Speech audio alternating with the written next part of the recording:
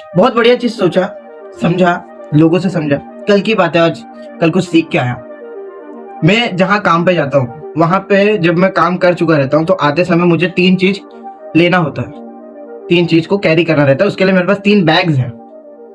तो जब एक शॉप पे मैं पहुंचा जहां से मुझे पहला सामान लेना था, वहां पे बहुत सारा सामान था, बहुत कुछ रखा था, मतलब जितना आम दिनों पे होता है उससे बहुत ज्यादा था।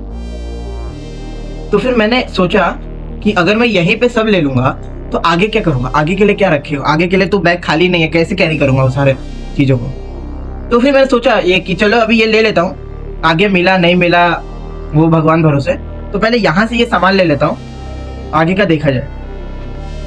और सच में बता रहा हूँ वो डिसीजन बहुत अच्छा था। क्यों? क्योंकि जिस दुकान पे मैंने सामान लिया बाकी के दोनों शॉप बंद थे, और वो सामान इतना इंपॉर्टेंट है क्योंकि उसके बिना हमारा काम ही नहीं होगा आगे का।